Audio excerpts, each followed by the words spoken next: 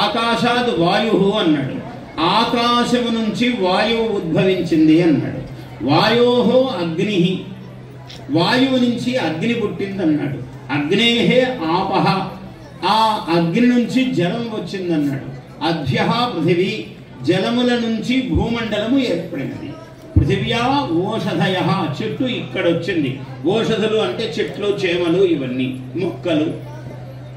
పృథివీ నుంచి ఓషధులన్నీ వచ్చాయి. ఓషధీభ్యోన్నం అన్నాడు. ఓషధుల నుంచే కదా అన్నము. అన్నం అంటే ఏమిటి? వరి, గోధుమ, పళ్ళు, ఇవన్నీ కూడా అన్నమే. ఇవన్నీ ఎక్కడి నుంచి వచ్చాయి? మొక్కల నుంచే వచ్చాయి.